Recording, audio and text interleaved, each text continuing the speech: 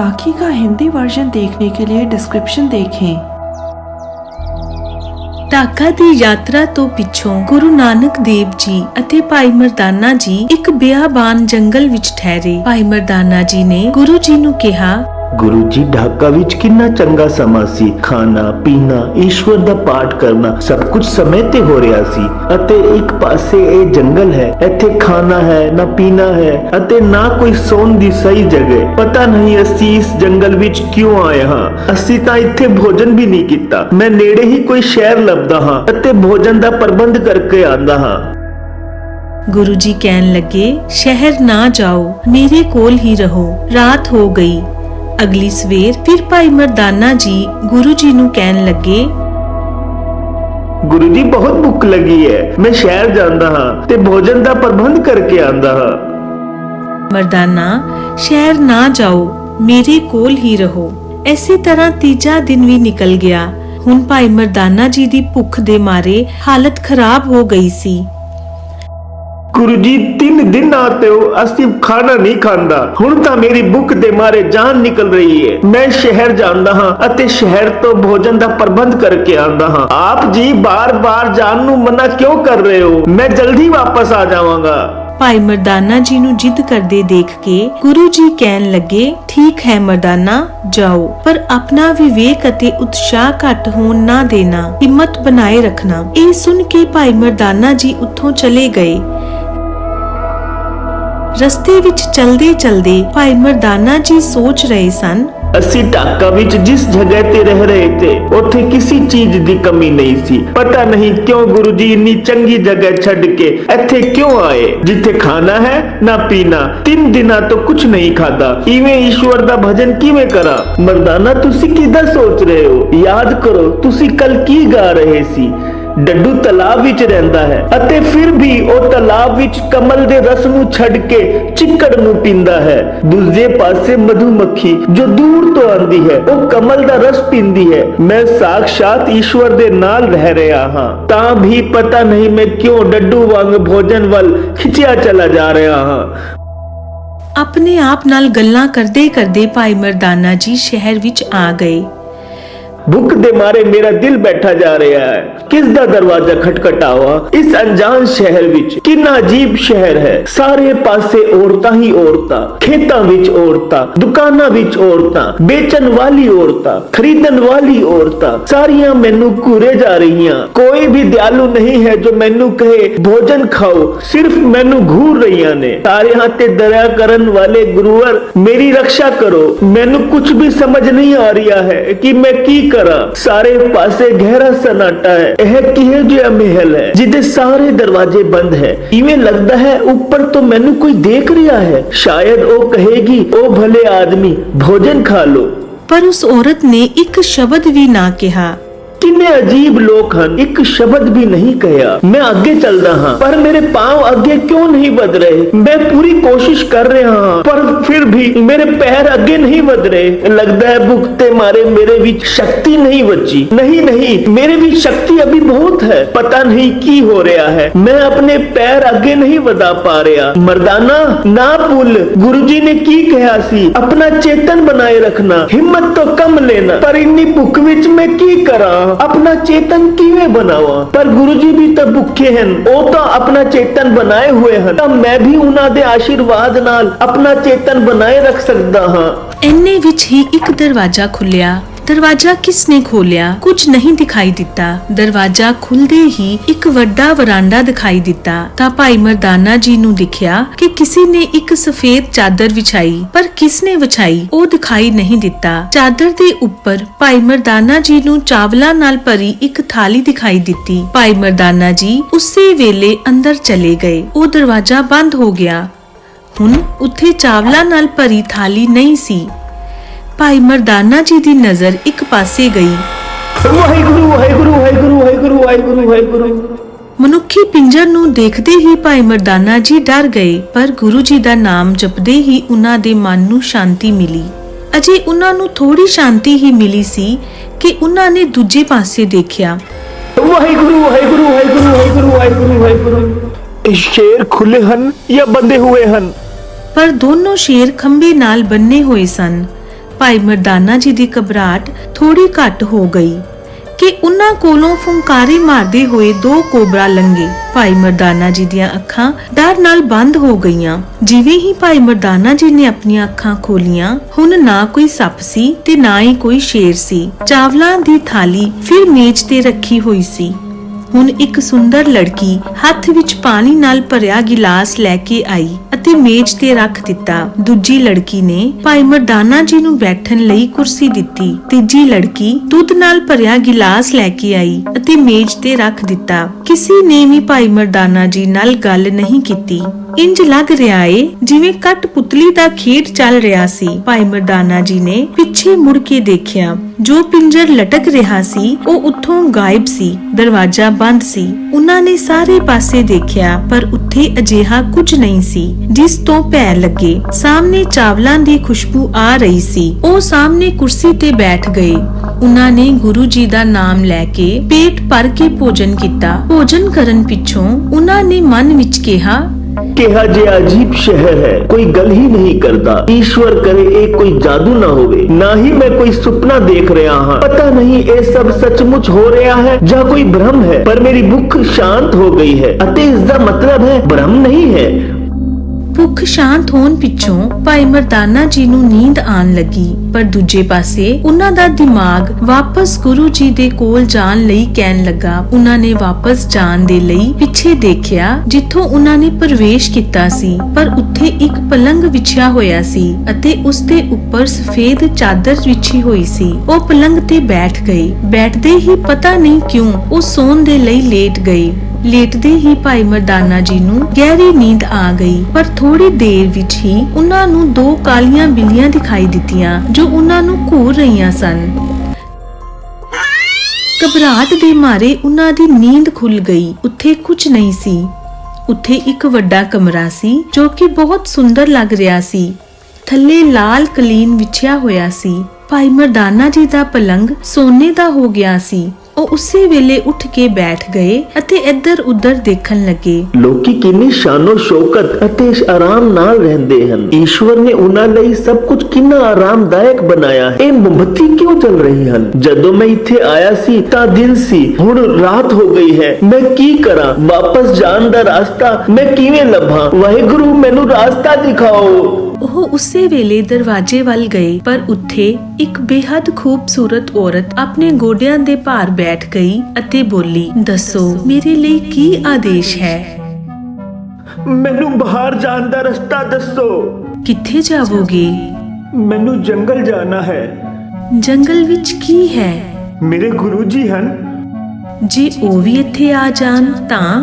ਹਾਂ, ਉਹ ਇੱਥੇ ਆ ਜਾਣਗੇ ਕਿਉਂਕਿ ਮੈਨੂੰ ਬਹੁਤ ਦੇਰ ਹੋ ਗਈ ਹੈ। ਮੇਰੀ ਗਲਤੀ ਸੀ ਕਿ ਉਹਨਾਂ ਦੇ ਮਨਾ ਕਰਨੇ ਕੇ ਬਾਅਦ ਵੀ ਮੈਂ ਇੱਥੇ ਆਇਆ ਹਾਂ। ਉਹ ਮੈਨੂੰ ਮਾਫ ਕਰ ਦੇਣਗੇ। ਉਹ ਬੜੇ ਦਿਆਲੂ ਹਨ। ਉਹ ਜ਼ਰੂਰ ਆਣਗੇ। ਕੀ ਮੇਰੇ ਗੁਰੂ ਜੀ ਇੱਥੇ ਆ ਗਏ ਹਨ? ਅਜੇ ਤੱਕ ਤਾਂ ਉਹ ਨਹੀਂ ਆਏ, ਪਰ ਉਹ ਤੈਨੂੰ ਲੈਣ ਨਹੀਂ ਆਣਗੇ। ਜੇ ਉਹ ਇੱਥੇ ਆਏ ਤਾਂ ਉਹ ਵੀ ਇੱਥੋਂ ਦੇ ਹੀ ਹੋ ਕੇ ਰਹਿ ਜਾਣਗੇ। ਤੁਸੀਂ ਨਾ ਜਾਓ, ਬਾਹਰ ਘੁੱਪ ਹਨੇਰਾ ਹੈ, ਸਾਰੇ ਪਾਸੇ ਜੰਗਲੀ ਜਾਨਵਰ ਹਨ। ਜੇ ਤੁਸੀਂ ਜਾਣਾ ਹੀ ਹੈ ਤਾਂ ਕੱਲ ਚਲੇ ਜਾਣਾ। ਘੱਟੋ ਘੱਟ ਅੱਜ ਰਾਤ ਤਾਂ ਤੁਸੀਂ ਇੱਥੇ ਆਰਾਮ ਕਰੋ।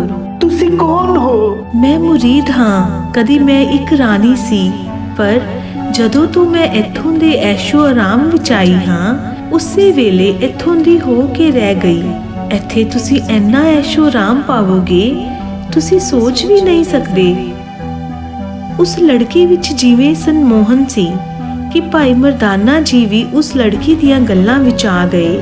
ਭਾਈ ਮਰਦਾਨਾ ਜੀ ਨੂੰ ਵਸ ਵਿੱਚ ਕਰਨ ਲਈ ਉਹ ਲੜਕੀ ਉਹਨਾਂ ਨੂੰ ਹੋਰ ਸਮਝਾਉਣ ਲੱਗੀ। ਤੁਸੀਂ ਤਲਵੰਡੀ ਤੋਂ ਢਾਕਾ ਪੈਦਲ ਚੱਲ ਕੇ ਆਏ, ਭਿਅੰਕਰ ਧੁੱਪ ਵਿੱਚ ਚੱਲੇ, ਬਾਰਿਸ਼ ਵਿੱਚ ਚੱਲੇ, ਦਿਨ ਰਾਤ ਬਿਨਾਂ ਥੱਕੇ, ਭੁੱਖੇ ਪਿਆਸੇ ਚੱਲੇ। ਕੀ ਤੁਸੀਂ ਥੱਕੇ ਨਹੀਂ ਹੋ? ਇਹ ਸੋਚ ਕੇ ਭਾਈ ਮਰਦਾਨਾ ਜੀ ਦਾ ਦਿਲ ਕੰਬ ਗਿਆ। ਉਹਨਾਂ ਦੀਆਂ ਅੱਖਾਂ ਵਿੱਚ ਹੰਝੂ ਸਨ। ਉਹਨਾਂ ਦਾ ਮਨ ਕਹਿ ਰਿਹਾ ਸੀ ਕਿ ਜੇ ਇੰਨੇ ਮਹੀਨਿਆਂ ਦੀ ਥਕਾਨ ਪਿੱਛੋਂ ਮੈਨੂੰ ਆਰਾਮ ਮਿਲ ਰਿਹਾ ਹੈ ਤਾਂ ਕੀ ਬੁਰਾ ਹੈ। ਮੈਂ ਸਮਝਦਾ ਹਾਂ ਕਿ ਅਸੀਂ ਈਸ਼ਵਰ ਦੇ ਸੰਦੇਸ਼ ਵਾਹਕ ਹਨ, ਪਰ ਅਸੀਂ ਸੰਦੇਸ਼ ਵੀ ਤਾਂ ਹੀ ਦੇ ਸਕਦੇ ਹਾਂ ਨਾ ਜਦੋਂ ਸਾਡਾ ਸਰੀਰ ਤੰਦਰੁਸਤ ਹੋਵੇਗਾ। ਅੱਜ ਰਾਤ ਮੈਂ ਇੱਥੇ ਆਰਾਮ ਕਰ ਲੈਂਦਾ ਹਾਂ, ਕੱਲ ਗੁਰੂ ਜੀ ਕੋਲ ਚਲਾ ਜਾਵਾਂਗਾ। ਪਰ ਜੇ ਮੈਂ ਅੱਜ ਰਾਤ ਇੱਥੇ ਰੁਕ ਜਾਵਾਂਗਾ ਤੇ ਮੈਨੂੰ ਕੋਈ ਤੰਗ ਤਾਂ ਨਹੀਂ ਕਰੇਗਾ। ਜਦੋਂ ਮੈਂ ਇੱਥੇ ਆਇਆ ਸੀ ਤਾਂ ਮੈਨੂੰ ਬਹੁਤ ਤਕਲੀਫ ਦਾ ਸਾਹਮਣਾ ਕਰਨਾ ਪਿਆ ਸੀ। ਨਹੀਂ ਨਹੀਂ, ਕਿਹੋ ਜਿਹੀ ਤਕਲੀਫ? ਆਪ ਇੱਥੇ ਆਰਾਮ ਨਾਲ ਸੋਵੋ, ਜੋ ਖਾਣਾ ਹੈ ਉਹ ਖਾ ਲਵੋ, ਇੱਥੇ ਸਭ ਕੁਝ ਮਿਲੇਗਾ। ਸਾਡੀ ਸੇਵਾ ਵਿੱਚ ਕੋਈ ਲਾਲਚ ਨਹੀਂ ਹੈ। ਭਾਈ ਮਰਦਾਨਾ ਜੀ ਦਾ ਦਿਮਾਗ ਫਿਰ ਗੁਰੂ ਜੀ ਨੂੰ ਯਾਦ ਕਰਨ ਲੱਗਾ।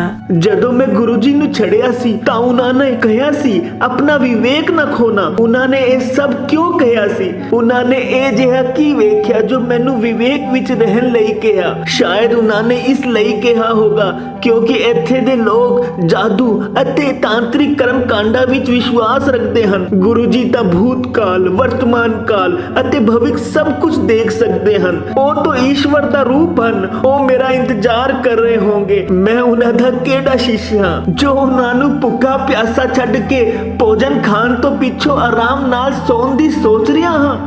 ਅਸੀਂ ਤੁਹਾਨੂੰ ਪਿਆਰ ਕਰਦੇ ਹਾਂ, ਤੁਸੀਂ ਕਿਉਂ ਰੋ ਰਹੇ ਹੋ? ਮੇਰੇ ਗੁਰੂ ਮੇਰੇ ਈਸ਼ਵਰ ਹਨ। ਮੇਰਾ ਧਰਮ ਕਹਿੰਦਾ ਹੈ ਕਿ ਪਹਿਲਾਂ ਉਹਨਾਂ ਨੂੰ ਭੋਜਨ ਕਰਨਾ ਚਾਹੀਦਾ ਸੀ ਅਤੇ ਫਿਰ ਮੈਨੂੰ। ਪਤਾ ਨਹੀਂ ਅੱਜ ਇਹ ਜਿਹਾ ਕਿਉਂ ਹੋਇਆ ਜੋ ਉਹਨਾਂ ਨੂੰ ਭੁੱਖਾ ਪਿਆਸਾ ਛੱਡ ਕੇ ਭੋਜਨ ਕਰਨ ਤੋਂ ਪਿੱਛੋਂ ਮੈਂ ਆਰਾਮ ਨਾਲ ਸੌਣ ਦੀ ਸੋਚ ਰਿਹਾ ਹਾਂ। ਬਸ ਇੰਨੇ ਜਿੰਨੀ ਗੱਲ?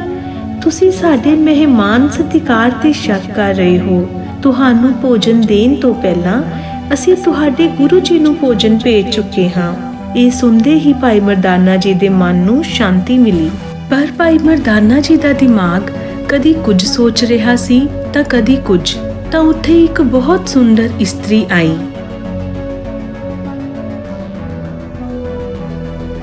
ਉਸਨੇ ਸਾਹਮਣੇ ਪਏ ਮੇਜ਼ ਤੇ ਇੱਕ ਗਿਲਾਸ ਅਤੇ ਜੱਗ ਰੱਖ ਦਿੱਤਾ ਅਤੇ ਬੋਲੀ, ਤੁਸੀਂ ਬਹੁਤ ਥੱਕ ਚੁੱਕੇ ਹੋ, ਕਿਰਪਾ ਕਰਕੇ ਇਸ ਨੂੰ ਪੀ ਲਵੋ। ਇਹ ਕੀ ਹੈ? ਅੰਗੂਰ ਦਾ ਰਸ ਜੋ ਕਾਬਲ ਤੋਂ ਲਿਆਂਦਾ ਗਿਆ ਹੈ। ਇਹ ਰਸ ਹੈ ਕਿ ਸ਼ਰਾਬ? ਇਹ ਤਾਂ ਅੰਮ੍ਰਿਤ ਹੈ। ਤਾਂ ਹੀ ਭਾਈ ਮਰਦਾਨਾ ਜੀ ਦੇ ਕੰਨਾਂ ਵਿੱਚ ਗੁਰੂ ਜੀ ਦੀ ਗੱਲ ਗੂੰਜਣ ਲੱਗੀ ਕਿ ਸ਼ਰਾਬ ਤੁਹਾਡਾ ਵਿਵੇਕ ਨਸ਼ਟ ਕਰ ਦਿੰਦੀ ਹੈ, ਈਸ਼ਵਰ ਤੋਂ ਦੂਰ ਕਰ ਦਿੰਦੀ ਹੈ। ਇਹ ਕਿਹੋ ਜਿਹੇ ਲੋਕ ਹਨ? ਇੱਕ ਪਾਸੇ ਕਹਿੰਦੇ ਹਨ ਕਿ ਸਾਡੀ ਸੇਵਾ ਬਿਨਾਂ ਲਾਲਚ ਕੇ ਕਰ ਰਹੇ ਹਨ ਤੇ ਦੂਜੇ ਪਾਸੇ ਆਪਣੇ ਮਹਿਮਾਨ ਨੂੰ ਸ਼ਰਾਬ ਰੂਪੀ ਜ਼ਹਿਰ ਦੇ ਰਹੇ ਹਨ। ਮਰਦਾਨਾ, ਆਪਣੇ ਆਪ ਨੂੰ ਬਚਾਓ। ਇਹ ਤੈਨੂੰ ਤੇਰੇ ਗੁਰੂ ਜੀ ਤੋਂ ਦੂਰ ਕਰਨਾ ਚਾਹੁੰਦੇ ਹਨ। ਨਹੀਂ ਨਹੀਂ, ਮੈਨੂੰ ਮੇਰੇ ਗੁਰੂ ਜੀ ਕੋਲ ਜਾਣਾ ਹੈ। ਅਜਿਹਾ ਕਹਿ ਕੇ ਉਹ ਬਾਹਰ ਜਾਣ ਲਈ ਚੱਲ ਪਈ।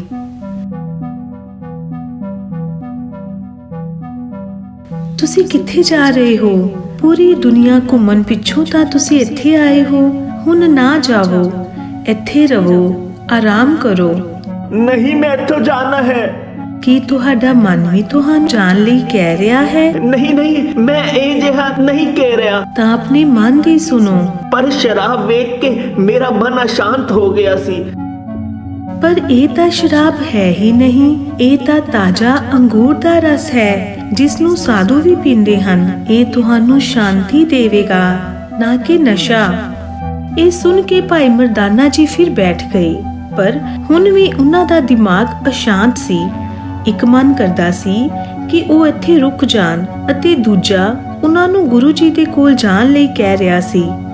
ਪਰ ਉਹ ਉੱਥੇ ਲੇਟ ਗਏ ਅਤੇ ਆਪਣੀਆਂ ਅੱਖਾਂ ਬੰਦ ਕਰ ਲਈਆਂ। ਥੋੜੀ ਦੇਰ ਵਿੱਚ ਉਹਨਾਂ ਦੀ ਨੀਂਦ ਖੁੱਲ ਗਈ ਅਤੇ ਉਹਨਾਂ ਨੇ ਗੁਰੂ ਜੀ ਦਾ ਸਿਮਰਨ ਕੀਤਾ।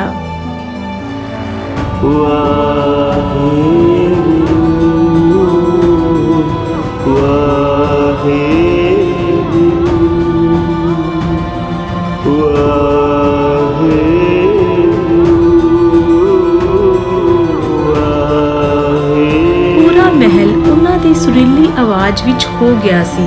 ਉਹ ਉੱਠ ਕੇ ਬਾਹਰ ਦਾ ਰਸਤਾ ਲੱਭਣ ਲੱਗੇ।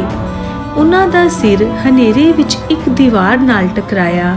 ਉਸ ਪਿੱਛੋਂ ਉਹ ਆਪਣੇ ਪੂਰੇ ਹੋਸ਼ ਹਵਾਸ ਵਿੱਚ ਆ ਗਏ।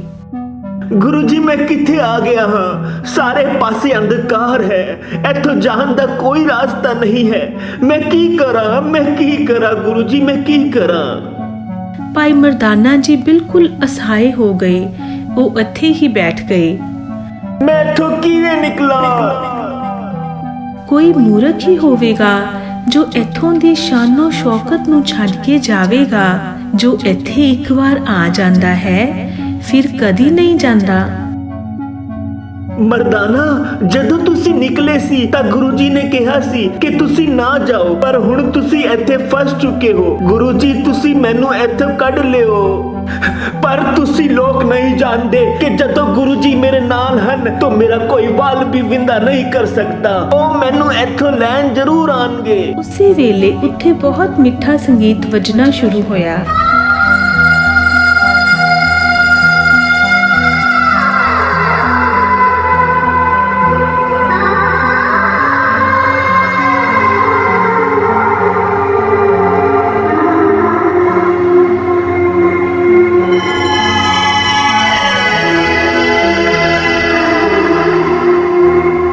ਭਾਈ ਮਰਦਾਨਾ ਜੀ ਸੰਗੀਤ ਵਿੱਚ ਪੂਰੀ ਤਰ੍ਹਾਂ ਡੁੱਬ ਗਏ। ਭਾਈ ਮਰਦਾਨਾ ਜੀ ਨੇ ਪਿੱਛੇ ਮੁੜ ਕੇ ਦੇਖਿਆ ਤਾਂ ਇੱਕ ਬਹੁਤ ਹੀ ਸੁੰਦਰ ਇਸਤਰੀ ਗਾ ਰਹੀ ਸੀ। ਔਰਤ ਨੇ ਗਾਣਾ ਬੰਦ ਕਰ ਦਿੱਤਾ। ਉਹ ਭਾਈ ਮਰਦਾਨਾ ਜੀ ਨੂੰ ਇੱਕ ਟੱਕ ਦੇਖਣ ਲੱਗੀ। ਭਾਈ ਮਰਦਾਨਾ ਜੀ ਵੀ ਉਹਨਾਂ ਨੂੰ ਬਿਨਾਂ ਪਲਕ ਝਪਕਾਏ ਦੇਖ ਰਹੇ ਸਨ। ਹੁਣ ਭਾਈ ਮਰਦਾਨਾ ਜੀ ਪੂਰੀ ਤਰ੍ਹਾਂ ਉਸ ਦੇ ਵਸ ਵਿੱਚ ਆ ਗਏ ਸਨ। ਉਸ ਔਰਤ ਦੇ ਕਈ ਵਾਰ ਯਤਨ ਕਰਨ ਤੋਂ ਬਾਅਦ ਭਾਈ ਮਰਦਾਨਾ ਜੀ ਇਸ ਵਾਰ ਉਸ ਔਰਤ ਦੇ ਸੰਮੋਹਨ ਵਿੱਚ ਫਸ ਚੁੱਕੇ ਸਨ। ਇਸੇ ਕਾਰਨ ਗੁਰੂ ਜੀ ਨੇ ਭਾਈ ਮਰਦਾਨਾ ਜੀ ਨੂੰ ਕਿਹਾ ਸੀ ਕਿ ਆਪਣਾ ਵਿਵੇਕ ਬਣਾਏ ਰੱਖਣਾ। ਭਾਈ ਮਰਦਾਨਾ ਜੀ ਦੀਆਂ ਅੱਖਾਂ ਪੱਥਰ ਵਾਂਗ ਇੱਕ ਟੱਕ ਦੇਖ ਰਹੀਆਂ ਸਨ। ਔਰਤ ਮਰਦਾਨਾ ਜੀ ਦੇ ਕੋਲ ਆਈ ਅਤੇ ਬੋਲੀ, ਤੁਸੀਂ ਕੌਣ ਹੋ? ਪਤਾ ਨਹੀਂ। ਤੁਸੀਂ ਸੰਗੀਤਕਾਰ ਹੋ? ਤਾਂ ਗਾਵੋ। ਭਾਈ ਮਰਦਾਨਾ ਜੀ ਬੇਹੋਸ਼ੀ ਵਿੱਚ ਗਾਣ ਲੱਗੇ। ਕੀ ਤੁਸੀਂ ਆਦਮੀ ਹੋ? ਹਾਂ। ਕੀ ਤੁਸੀਂ ਔਰਤ ਹੋ? ਹਾਂ, ਮੈਂ ਇੱਕ ਔਰਤ ਹਾਂ। ਨਹੀਂ, ਤੁਸੀਂ ਇੱਕ ਭੇਡ ਹੋ। ਹਾਂ, ਮੈਂ ਇੱਕ ਭੇਡ ਹਾਂ। ਤਾਂ ਫਿਰ ਤੁਸੀਂ ਇੱਕ ਭੇਡ ਵਾਂਗ ਬੋਲ ਕੇ ਦਿਖਾਓ। ਭਾਈ ਮਰਦਾਨਾ ਜੀ ਭੇਡ ਦੇ ਵਾਂਗ ਬੋਲਣ ਲੱਗੇ। ਬਹੁਤ ਵਧੀਆ, ਆਰਾਮ ਨਾਲ ਬੈਠੇ ਰਹੋ, ਆਨੰਦ ਲਵੋ। ਨੂਰ ਸ਼ਾਹ ਤੁਸੀਂ ਮਹਾਨ ਹੋ, ਨੂਰ ਸ਼ਾਹ ਤੁਸੀਂ ਮਹਾਨ ਹੋ, ਨੂਰ ਸ਼ਾਹ ਤੁਸੀਂ ਮਹਾਨ ਹੋ। ਭਾਈ ਮਰਦਾਨਾ ਜੀ ਨੂੰ ਨੂਰ ਸ਼ਾਹ ਬਹੁਤ ਸਮੇਂ ਬਾਅਦ ਵਸ ਵਿੱਚ ਕਰ ਸਕੀ ਸੀ। ਇੰਨਾ ਸਾਹਸ ਅਤੇ ਚੇਤਨ ਉਸਨੇ ਅੱਜ ਤੱਕ ਕਿਸੇ ਵਿੱਚ ਵੀ ਨਹੀਂ ਦੇਖਿਆ ਸੀ। ਜਦੋਂ ਭਾਈ ਮਰਦਾਨਾ ਜੀ ਉਸ ਦੇ ਸਨਮਾਨ ਵਿੱਚ ਨਹੀਂ ਆ ਰਹੇ ਸਨ, ਉਸਨੂੰ ਇਸ ਗੱਲ ਦਾ ਡਰ ਲੱਗ ਰਿਹਾ ਸੀ ਕਿ ਜੇ ਨੂਰ ਸ਼ਾਹ ਦੇ ਸਨਮਾਨ ਤੋਂ ਬਚ ਕੇ ਉਹ ਵਿਅਕਤੀ ਉਸ ਦੇ ਕਿਲੇ ਤੋਂ ਚਲਾ ਗਿਆ ਤਾਂ ਉਸ ਦੀਆਂ ਨਜ਼ਰਾਂ ਉਸ ਦੇ ਭਗਤਾਂ ਦੇ ਸਾਹਮਣੇ ਝੁਕ ਜਾਣਗੀਆਂ। ਪਰ ਭਾਈ ਮਰਦਾਨਾ ਜੀ ਨੂੰ ਵਸ ਵਿੱਚ ਕਰਕੇ ਹੁਣ ਉਹ ਆਪਣੇ ਭਗਤਾਂ ਦੇ ਸਾਹਮਣੇ ਫਿਰ ਤੋਂ ਆਪਣੀ ਸ਼ਕਤੀ ਦਿਖਾ ਸਕਦੀ ਸੀ। ਭਾਈ ਮਰਦਾਨਾ ਜੀ ਇੰਨੇ ਵਸ ਵਿੱਚ ਆ ਗਏ ਸਨ ਕਿ ਉਹ ਉਸ ਦੀ ਹਾਂ ਵਿੱਚ ਹਾਂ ਅਤੇ ਨਾ ਵਿੱਚ ਨਾ ਮਿਲਾ ਰਹੇ ਸਨ। ਦੂਜੇ ਪਾਸੇ ਗੁਰੂਆਂ ਦੇ ਗੁਰੂ ਸ਼੍ਰੀ ਗੁਰੂ ਨਾਨਕ ਦੇਵ ਜੀ ਭਾਈ ਮਰਦਾਨਾ ਜੀ ਦੇ ਲਈ ਚਿੰਤਿਤ ਸਨ। ਉਹ ਗੱਲ ਅਲੱਗ ਸੀ ਕਿ ਗੁਰੂ ਜੀ ਨੂੰ ਪਤਾ ਸੀ ਕਿ ਉਹ ਇੱਥੇ ਨੂਰ ਸ਼ਾਹ ਦਾ ਤਲਿਸਮ ਤੋੜਨ ਆਏ ਹਨ। ਉਸ ਤਲਿਸਮ ਨੂੰ ਤੋੜਨ ਦੀ ਪ੍ਰਕਿਰਿਆ ਵਿੱਚ ਭਾਈ ਮਰਦਾਨਾ ਜੀ ਨੂੰ ਸ਼ਾਮਲ ਹੋਣਾ ਪੈਣਾ ਸੀ। ਗੁਰੂ ਜੀ ਵੀ ਉੱਥੇ ਪਹੁੰਚ ਗਏ। ਗੁਰੂ ਜੀ ਨੇ ਉਸ ਪਾਸੇ ਦੇਖਿਆ ਜਿੱਥੇ ਭਾਈ ਮਰਦਾਨਾ ਜੀ ਔਰਤਾਂ ਦੇ ਵਿੱਚ ਫਸੇ ਹੋਏ ਸਨ। ਪਰ ਪਤਾ ਨਹੀਂ ਕੀ ਹੋਇਆ, ਨੂਰ ਸ਼ਾਹ ਦਾ ਦਿਲ ਘਬਰਾਉਣ ਲੱਗਾ। ਅੱਜ ਤੱਕ ਅਜਿਹਾ ਕਦੀ ਨਹੀਂ ਸੀ ਹੋਇਆ। ਅਜੇ ਦਰਵਾਜ਼ੇ ਵੱਲ ਉਸ ਦੀ ਨਜ਼ਰ ਪਈ ਹੀ ਸੀ ਕਿ ਆਵਾਜ਼ ਆਈ, ਸੱਚ ਹੀ ਈਸ਼ਵਰ ਹੈ। ਉਹ ਦਰਵਾਜ਼ੇ ਵੱਲ ਵੇਖਣਾ ਚਾਹੁੰਦੀ ਸੀ ਪਰ ਦੇਖ ਨਹੀਂ ਪਾ ਰਹੀ ਸੀ। ਨੂਰ ਸ਼ਾਹ ਜੋ ਸਾਰਿਆਂ ਦੀਆਂ ਅੱਖਾਂ ਵਿੱਚ ਅੱਖਾਂ ਪਾ ਕੇ ਸਮੋਹਿਤ ਕਰ ਲੈਂਦੀ ਸੀ, ਅੱਜ ਉਹ ਖੁਦ ਕਿਸੇ ਨਾਲ ਅੱਖਾਂ ਨਹੀਂ ਮਿਲਾ ਪਾ ਰਹੀ ਸੀ। ਉਹ ਚਾਹੁੰਦੀ ਸੀ ਕਿ ਉਹ ਅੰਦਰ ਚਲੀ ਜਾਵੇ ਤੇ ਉਸਦੇ ਸੇਵਕ ਉਸ ਨਵੇਂ ਯਾਤਰੀ ਦਾ ਸਾਹਮਣਾ ਕਰਨ, ਪਰ ਉਹ ਇੱਕ ਵੀ ਕਦਮ ਅੱਗੇ ਨਹੀਂ ਵਧਾ ਪਾ ਰਹੀ ਸੀ। ਫਿਰ ਉਸਨੇ ਪਿੱਛੇ ਹੋਣ ਦੀ ਕੋਸ਼ਿਸ਼ ਕੀਤੀ ਪਰ ਉਹ ਪਿੱਛੇ ਵੀ ਨਹੀਂ ਹੋ ਪਾ ਰਹੀ ਸੀ। ਹਿੰਮਤ ਕਰਕੇ ਉਸਨੇ ਆਪਣੀ ਦਾਸੀ ਨੂੰ ਗੁਰੂ ਜੀ ਦੇ ਲਈ ਭੋਜਨ ਲਿਆਉਣ ਲਈ ਕਿਹਾ। ਦਾਸੀ ਗੁਰੂ ਜੀ ਦੇ ਸਾਹਮਣੇ ਭੋਜਨ ਲੈ ਕੇ ਪਹੁੰਚੀ। ਗੁਰੂ ਜੀ ਭੋਜਨ ਦੇਖ ਕੇ ਕਹਿਣ ਲੱਗੇ, ਅਜੇ ਇਸ ਦਾ ਵਕਤ ਨਹੀਂ ਹੈ। ਗੁਰੂ ਜੀ ਸਥਿਰ ਇੱਕ ਜਗ੍ਹਾ ਤੇ ਖੜੇ ਸਨ। ਉਹਨਾਂ ਦੀ ਇੱਕ ਅੱਖ ਭਾਈ ਮਰਦਾਨਾ ਜੀ ਨੂੰ ਆਸ਼ੀਰਵਾਦ ਦੇ ਰਹੀ ਸੀ ਅਤੇ ਦੂਜੀ ਅੱਖ ਨੂਰ ਸ਼ਾਹ ਨੂੰ ਦੇਖ ਰਹੀ ਸੀ। ਨੂਰ ਸ਼ਾਹ ਨੇ ਕੁਝ ਸਾਧੂਆਂ ਨੂੰ ਵੀ ਆਪਣੇ ਵੱਸ ਕੀਤਾ ਹੋਇਆ ਸੀ। ਉਹਨਾਂ ਨੇ ਵੀ ਗੁਰੂ ਜੀ ਨੂੰ ਘੂਰਨਾ ਸ਼ੁਰੂ ਕੀਤਾ, ਪਰ ਉਹ ਵੀ ਗੁਰੂ ਜੀ ਦੀ ਆਬਾ ਤੋਂ ਚਕਾਚੌਂਧ ਹੋ ਗਏ। ਗੁਰੂ ਜੀ ਕਹਿਣ ਲੱਗੇ, ਈਸ਼ਵਰ ਤੁਸੀਂ ਮਹਾਨ ਹੋ। ਗੁਰੂ ਜੀ ਦੀ ਆਵਾਜ਼ ਸੁਣਦੇ ਹੀ ਭਾਈ ਮਰਦਾਨਾ ਜੀ ਨੂੰ ਹੋਸ਼ ਆ ਗਿਆ ਅਤੇ ਨੂਰ ਸ਼ਾਹ ਦੀਆਂ ਦਾਸੀਆਂ ਬੇਹੋਸ਼ ਹੋ ਕੇ ਥੱਲੇ ਡਿੱਗਣ ਲੱਗੀਆਂ।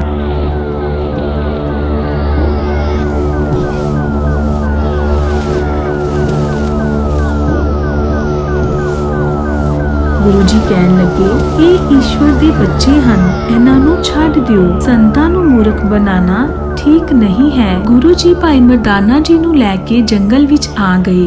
ਗੁਰੂ ਜੀ ਕਹਿਣ ਲੱਗੇ, ਮਰਦਾਨਾ ਤੁਸੀਂ ਤਾਂ ਮੇਰੇ ਲਈ ਭੋਜਨ ਲੈਣ ਗਏ ਸੀ। ਕੀ ਤੁਹਾਡੇ ਕੋਲ ਉਹਨਾਂ ਨੇ ਭੋਜਨ ਨਹੀਂ ਪਹੁੰਚਾਇਆ? ਉਹਨਾਂ ਨੇ ਤੇ ਕਿਹਾ ਸੀ ਕਿ ਅਸੀਂ ਤੁਹਾਡੇ ਗੁਰੂ ਜੀ ਲਈ ਭੋਜਨ ਪਹੁੰਚਾ ਦਿੱਤਾ ਹੈ। ਗੁਰੂ ਜੀ ਮੁਸਕਰਾ ਕੇ ਕਹਿਣ ਲੱਗੇ, ਮਰਦਾਨਾ ਅੱਜ ਕਿਹੜਾ ਦਿਨ ਹੈ? ਗੁਰੂ ਜੀ ਅੱਜ ਤੁਹਾਡਾ ਜਨਮ ਦਿਨ ਹੈ। ਗੁਰੂ ਜੀ ਕਹਿਣ ਲੱਗੇ, ਤੁਸੀਂ ਤਾਂ ਮੇਰੇ ਬਚਪਨ ਦੇ ਸਾਥੀ ਹੋ, ਮੇਰਾ ਜਨਮ ਦਿਨ ਮਨਾਉਣ ਲਈ ਤੁਸੀਂ ਕੀ ਪ੍ਰਬੰਧ ਕੀਤਾ ਹੈ? ਗੁਰੂ ਜੀ ਮੈਂ ਚੰਗਾ ਆਦਮੀ ਨਹੀਂ ਹਾਂ, ਮੈਂ ਚੰਗਾ ਆਦਮੀ ਨਹੀਂ ਹਾਂ ਗੁਰੂ ਜੀ। ਰੋਂਦੇ ਹੋਏ ਮਰਦਾਨਾ ਜੀ ਨੂੰ ਗੁਰੂ ਜੀ ਨੇ ਸਮਝਾਇਆ ਕਿ ਹਰ ਬੁਰਾਈ ਦਾ ਅੰਤ ਹੁੰਦਾ ਹੈ, ਪਰ ਉਹ ਕਦੋਂ ਹੋਵੇਗਾ, ਕਿਵੇਂ ਹੋਵੇਗਾ ਤੇ ਕਿਸ ਦੇ ਦੁਆਰਾ ਹੋਵੇਗਾ, ਇਹ ਪਹਿਲਾਂ ਤੋਂ ਹੀ ਈਸ਼ਵਰ ਤੈਅ ਕਰ ਚੁੱਕੇ ਹਨ। ਅਜੇ ਦੋਨਾਂ ਵਿੱਚ ਗੱਲ ਚੱਲ ਰਹੀ ਸੀ ਕਿ ਭਾਈ ਤਿਖਾਨ ਜੀ ਜੋ ਗੁਰੂ ਜੀ ਦੇ ਸ਼ਿਸ਼ ਸਨ, ਗੁਰੂ ਜੀ ਦੇ ਦਰਸ਼ਨ ਕਰਨ ਲਈ ਉਹਨਾਂ ਦੇ ਸਥਾਨ ਤੇ ਪਹੁੰਚੇ। ਗੁਰੂ ਜੀ ਦੇ ਦਰਸ਼ਨ ਕਰਨ ਪਿੱਛੋਂ ਭਾਈ ਮਰਦਾਨਾ ਜੀ ਅਤੇ ਭਾਈ ਤਿਖਾਨ ਜੀ ਗੱਲਾਂ ਕਰਨ ਲੱਗੇ, ਜਦੋਂ ਕਿ ਗੁਰੂ ਜੀ ਈਸ਼ਵਰ ਦਾ ਸਿਮਰਨ ਕਰਨ ਲਈ ਅਲੱਗ ਸਥਾਨ ਤੇ ਬੈਠ ਗਏ। ਇਸ ਸ਼ਹਿਰ ਦੇ ਲੋਕ ਕਿੰਨੇ ਕਿਸਮਤ ਵਾਲੇ ਹਾਂ ਜੋ ਗੁਰੂ ਜੀ ਦੇ ਚਰਨ ਇਸ ਸ਼ਹਿਰ ਵਿੱਚ ਪਏ। ਹੁਣ ਉਹ ਮੋਹ ਮਾਇਆ ਦਾ ਤਿਲਸਮ ਜ਼ਰੂਰ ਟੁੱਟ ਜਾਵੇਗਾ। ਕਿਹੋ ਜਿਹਾ ਤਿਲਸਮ? ਇੱਥੇ ਇੱਕ ਜਾਦੂਗਰਨੀ ਰਹਿੰਦੀ ਹੈ, ਪੂਰਾ ਸ਼ਹਿਰ ਉਸ ਤੋਂ ਡਰਦਾ ਹੈ। ਅੱਜ ਤੱਕ ਜੋ ਵੀ ਉਸ ਜਾਦੂਗਰਨੀ ਦੇ ਮਾਇਆ ਜਾਲ ਵਿੱਚ ਫਸਾ ਹੈ ਉਹ ਵਾਪਸ ਨਹੀਂ ਆਇਆ।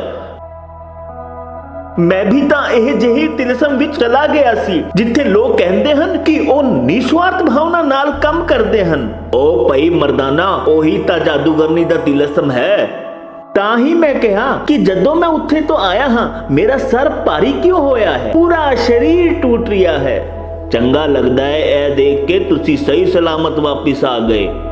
ਨਹੀਂ ਭਾਈ ਮੈਂ ਖੁਦ ਨਹੀਂ ਆਇਆ, ਮੈਨੂੰ ਤਾਂ ਗੁਰੂ ਜੀ ਨੇ ਉੱਥੋਂ ਕੱਢਿਆ ਹੈ। ਪਰ ਤੁਸੀਂ ਕਿਹਦੇ ਜਾਦੂਗਰਨੀ ਦੀ ਗੱਲ ਕਰ ਰਹੇ ਹੋ? ਜਿੱਥੇ ਤੁਸੀਂ ਗਏ ਸੀ ਉੱਥੇ ਇੱਕ ਜਾਦੂਗਰਨੀ ਰਹਿੰਦੀ ਹੈ। ਜਿਸ ਸਥਾਨ ਤੇ ਉਹ ਅੱਜ ਬੈਠੀ ਹੈ ਉਸ ਸਥਾਨ ਤੇ ਕਦੋਂ ਇੱਕ ਫਕੀਰ ਰਹਿੰਦਾ ਸੀ। ਉਸ ਜਾਦੂਗਰਨੀ ਨੇ ਉੱਥੇ ਨਰਕ ਤੇ ਸਵਰਗ ਦੋਨੋਂ ਹੀ ਬਣਾਏ ਹੋਏ ਹਨ ਤੇ ਆਪ ਰਾਣੀ ਬਣ ਕੇ ਉੱਥੇ ਰਹਿੰਦੀ ਹੈ। ਉਹ ਜਾਦੂਗਰਨੀ ਲੋਕਾਂ ਨੂੰ ਸਮੋਹਿਤ ਕਰਕੇ ਉਹਨਾਂ ਨੂੰ ਆਪਣਾ ਦਾਸ ਬਣਾ ਲੈਂਦੀ ਹੈ। ਦੂਜੇ ਪਾਸੇ ਨੂਰ ਸ਼ਾਹ ਹੋਸ਼ ਵਿੱਚ ਆ ਰਹੀ ਸੀ।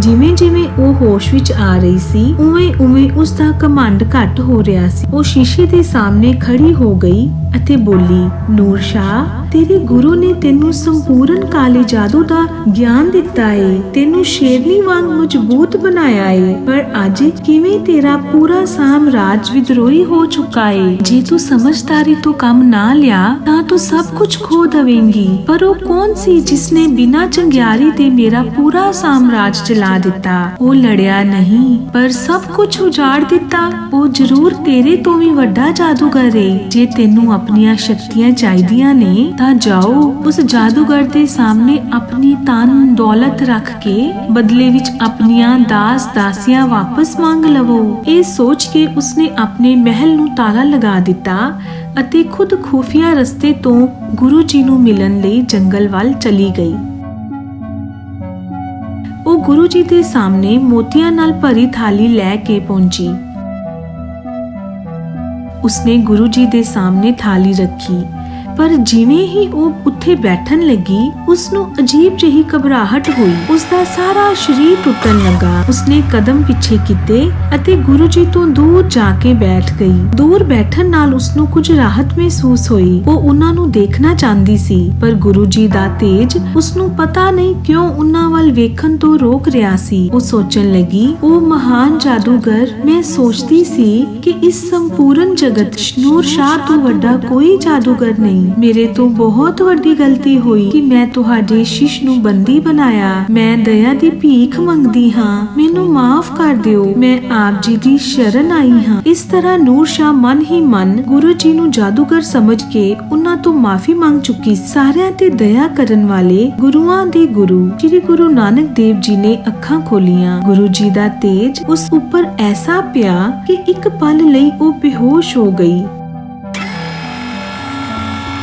ਥੋੜੀ ਦੇਰ ਵਿੱਚ ਉਸਨੂੰ ਹੋਸ਼ ਆਇਆ। ਉਹ ਝੋਲੀ ਫੈਲਾ ਕੇ ਉਹਨਾਂ ਦੇ ਕੋਲ ਆਣ ਲੱਗੀ। ਆਪ ਜੀ ਮਹਾਨ ਹੋ, ਮੇਰੇ ਤੇ ਦਇਆ ਕਰੋ, ਮੇਰਾ ਤਨ ਲੈ ਲਓ, ਪਰ ਮੈਨੂੰ ਮੇਰੀਆਂ ਸ਼ਕਤੀਆਂ, ਮੇਰੇ ਦਾਸ ਦਾਸੀਆਂ ਵਾਪਸ ਕਰ ਦੇਵੋ। ਮੇਰਾ ਧਨ ਦੌਲਤ ਸਭ ਕੁਝ ਆਪ ਜੀ ਦਾ ਹੀ ਹੈ, ਬਸ ਮੈਨੂੰ ਮੇਰੀਆਂ ਸ਼ਕਤੀਆਂ ਦੇ ਦੇਵੋ। ਗੁਰੂ ਜੀ ਦੇ ਮੁਖ ਤੇ ਥੋੜੀ ਦੇਰ ਲਈ ਮੁਸਕਾਨ ਆਈ ਤੇ ਫਿਰ ਉਹ ਗਾਇਬ ਹੋ ਗਈ। ਮੇਰੇ ਤੇ ਦਇਆ ਕਰੋ, ਮੇਰੀਆਂ ਸ਼ਕਤੀਆਂ ਵਾਪਸ ਕਰ ਦੇਵੋ। ਗੁਰੂ ਜੀ ਕਹਿਣ ਲੱਗੇ, ਮਰਦਾਨਾ, ਤੁਸੀਂ ਇਸ ਦੇ ਕੰਨ ਵਿੱਚ ਬੋਲੋ, ਹੇ ਈਸ਼ਵਰ, ਅਤੇ ਤਿਖਾਨ ਜੀ ਤੁਸੀਂ ਦੂਸਰੇ ਕੰਨ ਵਿੱਚ। ਦੋਨਾਂ ਨੇ ਅਜਿਹਾ ਹੀ ਕੀਤਾ ਜਿਵੇਂ ਗੁਰੂ ਜੀ ਨੇ ਆਦੇਸ਼ ਦਿੱਤਾ ਸੀ। ਨਹੀਂ, ਕੋਈ ਮੈਨੂੰ ਬਚਾਓ, ਮੈਂ ਮਰ ਰਹੀ ਹਾਂ, ਹੇ ਈਸ਼ਵਰ ਮੇਰੀ ਸਹਾਇਤਾ ਕਰੋ। ਇਹ ਕਹਿ ਕੇ ਉਹ ਇੱਕ ਪਲ ਲਈ ਬੇਹੋਸ਼ ਹੋ ਗਈ। ਥੋੜੀ ਦੇਰ ਬਾਅਦ ਉਸਨੂੰ ਹੋਸ਼ ਆਇਆ।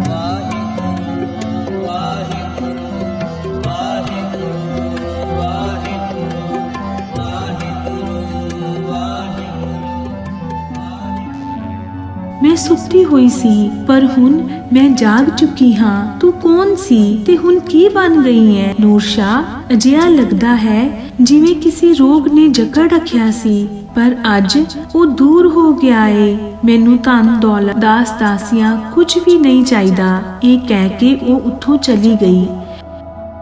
ਉਸਨੇ ਮਜ਼ਦੂਰੀ ਕੀਤੀ।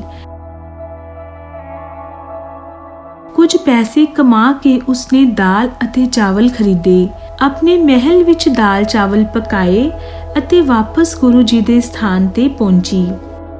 ਨੂਰ ਸ਼ਾਹ ਗੁਰੂ ਜੀ ਨੂੰ ਕਹਿਣ ਲੱਗੀ, ਮੇਰੇ ਕੋਲ ਜੋ ਵੀ ਧਨ ਦੌਲਤ ਹੈ ਉਹ ਸਾਰੀ ਬੇਈਮਾਨੀ ਅਤੇ ਕਾਲੇ ਜਾਦੂ ਨਾਲ ਕਮਾਇਆ ਹੋਇਆ ਹੈ। ਉਸ ਕਾਲੀ ਕਮਾਈ ਨਾਲ ਖਰੀਦ ਕੇ ਮੈਂ ਆਪ ਜੀ ਨੂੰ ਭੋਜਨ ਨਹੀਂ ਖਿਲਾ ਸਕਦੀ। ਇਸ ਲਈ ਮੈਂ ਮਿਹਨਤ ਮਜ਼ਦੂਰੀ ਕਰਕੇ ਜੋ ਪੈਸੇ ਕਮਾਏ ਹਨ ਉਸ ਪੈਸੇ ਨਾਲ ਖਰੀਦ ਕੇ ਦਾਲ ਚਾਵਲ ਬਣਾਏ ਹਨ। ਕਿਰਪਾ ਕਰਕੇ ਭੋਜਨ ਖਾ ਲਵੋ। ਗੁਰੂ ਜੀ ਕਹਿਣ ਲੱਗੇ, ਈਸ਼ਵਰ ਭਲਾ ਕਰੇ, ਪਰ ਤੁਸੀਂ ਆਪਣੇ ਮਹਿਲ ਵਿੱਚ ਨਿਰਦੋਸ਼ ਲੋਕਾਂ ਨੂੰ ਬੰਦੀ ਬਣਾਇਆ ਹੋਇਆ ਏ। ਜਦੋਂ ਤੱਕ ਉਹ ਉੱਥੇ ਬੰਦ ਹਨ ਤਾਂ ਤੁਹਾਡਾ ਭੋਜਨ ਮੇਰੇ ਗਲੇ ਤੋਂ ਕਿਵੇਂ ਥੱਲੇ ਉਤਰੇਗਾ? ਇਹ ਸੁਣ ਕੇ ਨੂਰ ਸ਼ਾਹ ਨੇ ਸਾਰੇ ਬੰਦੀਆਂ ਨੂੰ ਆਜ਼ਾਦ ਕਰ ਦਿੱਤਾ। ਪੂਰਾ ਸ਼ਹਿਰ ਹੁਣ ਜਾਣ ਚੁੱਕਾ ਸੀ ਕਿ ਨੂਰ ਸ਼ਾਹ ਗੁਰੂ ਜੀ ਦੀ ਭਗਤ ਬਣ ਚੁੱਕਾ। ਸਾਰੇ ਪਾਸਿਆਂ ਤੋਂ ਲੋਕ ਗੁਰੂ ਜੀ ਦੇ ਦਰਸ਼ਨ ਕਰਨ ਆ ਰਹੇ ਸਨ। ਗੁਰੂ ਜੀ ਦੇ ਦਰਸ਼ਨਾਂ ਲਈ ਲੋਕਾਂ ਦੀ ਭੀੜ ਸੀ। ਭਾਈ ਮਰਦਾਨਾ ਜੀ ਨੇ ਗੁਰੂ ਜੀ ਨੂੰ ਪੁੱਛਿਆ, ਗੁਰੂ ਜੀ, ਜਦੋਂ ਨੂਰ ਸ਼ਾਹ ਨੇ ਮੈਨੂੰ ਸਮੋਹਿਤ ਕੀਤਾ ਸੀ ਉਸ ਪਿੱਛੋਂ ਮੇਰੀ ਸੁੱਧ ਬੁੱਧ ਕਿਉਂ ਖੋ ਗਈ ਸੀ? ਗੁਰੂ ਜੀ ਕਹਿਣ ਲੱਗੇ, ਇਸ ਦਾ ਜਵਾਬ ਤੁਹਾਨੂੰ ਨੂਰ ਸ਼ਾਹ ਦੇਵੇਗੀ। ਨੂਰ ਸ਼ਾਹ ਨੇ ਸਾਰੇ ਲੋਕਾਂ ਨੂੰ ਦੱਸਿਆ, ਮੈਂ ਜਦੋਂ ਛੋਟੀ ਸੀ ਤਾਂ ਬਹੁਤ ਬਿਮਾਰ ਹੋ ਗਈ ਸੀ ਤਾਂ ਉੱਥੇ ਇੱਕ ਤਾਂਤਰਿਕ ਆਇਆ, ਉਸ ਦਾ ਨਾਮ ਨੂਰ ਸ਼ਾਹ ਸੀ।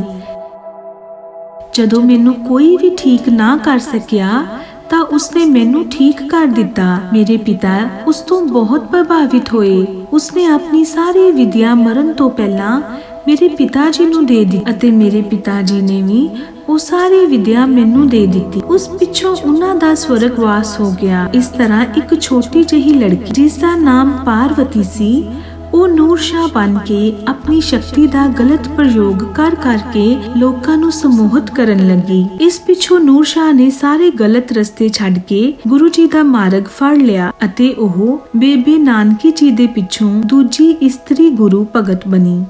ਸਤਨਾਮ ਸ਼੍ਰੀ ਵਾਹਿਗੁਰੂ।